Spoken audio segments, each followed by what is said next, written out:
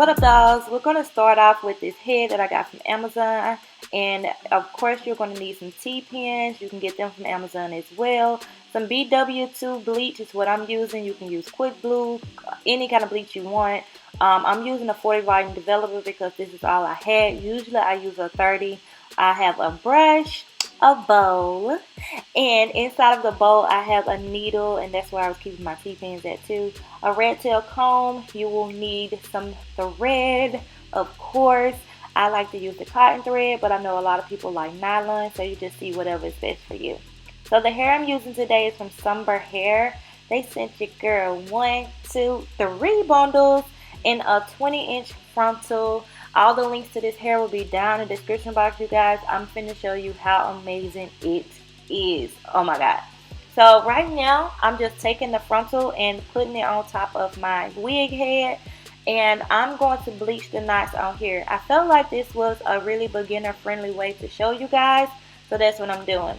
I didn't have a lot of bleach left, so I'm just using the rest of what's in my bag. And I'm pretty much, every time I do this, I don't never measure it. I can't tell you guys the measurements.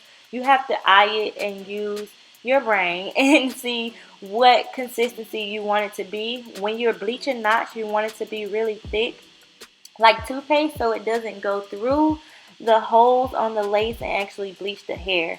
I like to use a spoon to spread it. I know you see a couple people using a brush or the butter knife. You just have to be really light-handed, and that's what I wanted to amplify at this point. I want you guys to put this on there really thick, be as light-handed as you can, and that way it won't go through to actually get on your hair, and you will have a successful time at bleaching these knots. I'm not real good at this voiceover thing, and really, this is really freaking hard. So thumbs this video up if you're feeling it right now, because I felt like this video was really needed. Everybody was asking me for an updated one. So this is what it looks like, and we're going to leave that on for 20 to 30 minutes if you're using 40 volume developer. Now I'm going to take my Shimmer Light shampoo. My camera was tripping, you guys. It did not want to focus at all. I'm going to take that Shimmer Light shampoo and put it all over this frontal to get that brassiness out. You make sure you rinse off the actual bleach first. Rinse it off until the water is running clear. Then you put the Shimmer Light shampoo all over the knots and all over the top of their hair. So anything that has that brassy look is now going to be good and toned. Alright. The fun part. My head is a 22-inch head. That is the exact size of my head. And today, I'm using a different type of cap. You guys know I usually use a mesh dome cap, but today I'm actually using a weaving cap. And I'm not gonna lie, I kind of like it. It has the little measurements already there for like where your ears would go. And I just used a standard size one, so they do come in extra large. Here is my frontal, and you're going to take your time and line the front. You can either line the frontal up with the exact edge of the cap, and that's going to make it more of a glueless frontal. But I want it to be a frontal where I have to glue it down, so I put it over the edge of the cap.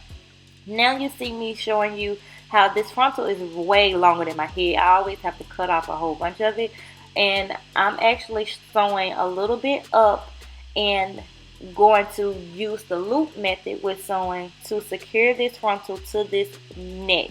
When you're sewing, make sure that you are stitching tight, but not too tight to where you're scrunching the cap up, because I see a lot of my dolls saying like when they go to put their wig on, that is too small. So either you have a too small head that you're making your wigs on, or you're using a too small of a cap.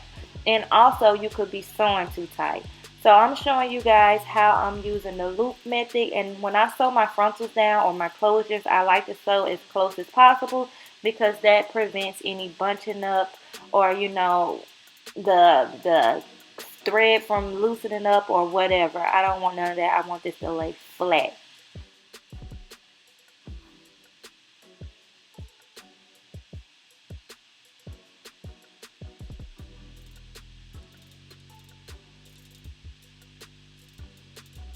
Okay, who got some good stitch game? Alright, so as you can see, this is laying flat. I'm going to brush it out to just show you how flat this is actually laying.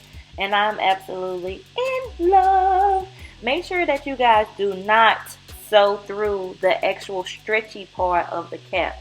That's probably why it's too small too. So I'm using my 28-inch bundle. Yes, dog, 28 inches from the floor. Hey, okay. And I'm showing you how I'm going to line it up with the back of the cap. So at that bottom row, I'm going to take a T-pin and stick a side of the track on each side. This is really, really helpful for beginners. That way, when you cut the track is still on there, and when you get ready to start sewing, you have another side of the track being held up, so you don't have to do two things at once, because using your other hand is kind of like for pros, you know. So you'll see I start at the very end of the track. I make sure my thread is knotted, and I go through, I pull it until the knot stops it, and I go right back on top of that with the loop method, and I pull the needle right back through. So that way I know this track is staying in place. It is not going anywhere. And then I use the loop method going all the way across. So the loop method is basically self-explanatory, you guys. Once I pull the needle up, I take the other side of the thread, I flip it over. Pull the needle up and through, other side of the thread, flip it over and pull. And this, my dear, is going to make sure those tracks stay in place. That track will not move. There won't be any scrunching or anything. So this method will help you dolls be able to make sure that your wig is fitting on your head properly, not too small, and it won't do all that shrinking up, okay?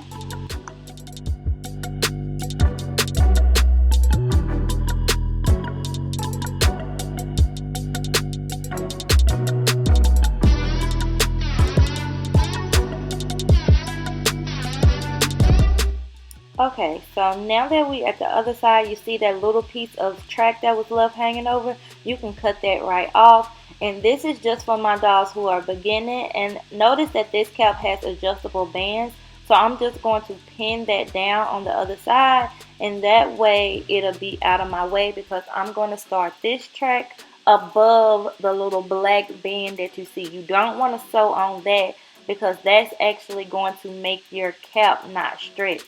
So I'm sewing the next track above that. And also I am cutting the tracks in the back, because it's easier for a beginner to cut the tracks than to try to do a flip over method and not even know how to lay the tracks as flat in the back. You know what I'm saying? And plus you want the back of your hair to be full but not too full. So that's why I'm singling these bundles instead of doubling it like I would be doing if I was using 4 or 5 bundles. I hope I explained that right. I'm trying, dog, I'm trying. And you see, no T-pins come in handy, baby. I'm using it to hold that side of the elastic band out of the way as well. I'm taking my loop method and securing this baby down. I love it. I love it. I love it.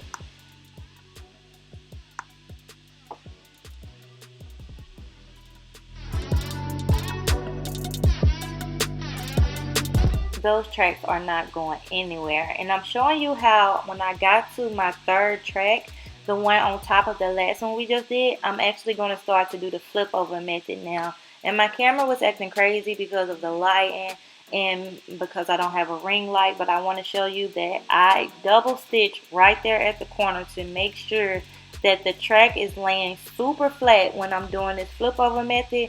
And after this, it kind of gets repetitive. I'm going to use the same sewing method going all the way up until I get to the top. And I'm basically going to come back and show you guys how I'm going to finish it off. But that's pretty much it. Now I'm finna get ready. This is all one bundle. I'm finna get ready to start on that second bundle. And that is the 26 inch. And that's going to get me all the way up here. So this is how much room I have left with 2 bundles in this head. So I'm going to double the webs on this third bundle, and that's pretty much what I'm showing you right here. And I'm going to go straight across, and doubling the webs mean that I have the tracks folded up like it came in the bundle, and I just went straight across. This is the finished product. This looks amazing. I'm finna show you guys what this stitching looks like, because it's proper, baby. Like, it's proper. Now we're going to cut that lace off. And yeah, this is the finished look, okay?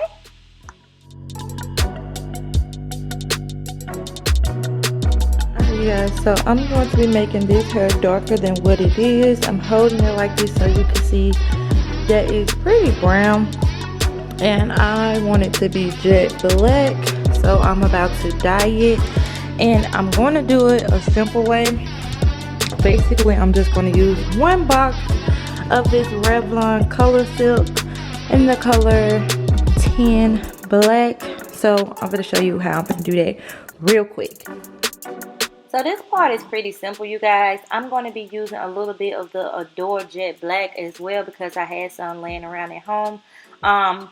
This is an option if you want your hair to be jet black. I wanted it to be jet black because y'all know it's getting into August. That means fall is coming, and I just love black hair in the fall. So I'm just taking this, putting it all over the hair so I can fully saturate this hair. I'm going to take my paddle brush and my what is this called, my dyeing brush. I don't even know what those brushes are called, and basically saturate this hair as much as I can. You want to make this product work for you because I don't have a lot of product to use. So I'm putting it in the places I know I want to be dark, and I know that's going to give me the greatest effect since I don't have a lot of dye. So I'm focusing on the outsides and making sure I really get it at the top of the frontal. And when at the top where the frontal is, I'm using the rat tail comb because I want to comb through and make sure it gets all the way to the root, but not on the lace because I don't want to dye my lace. So that's how you dye your hair jet black without getting it on your lace, and also after you've made the wig. You will take the rat tail comb, get as close to the root of the hair as you can, but not getting it on the lace. And this will also help you if you over bleached your knots. So this is the finished look. It is jet black, and I'm happy. Make sure you subscribe, like, and comment so you can be here for part 2. And I will talk to you guys over on part 2 where we're going to be, you know, plucking and styling.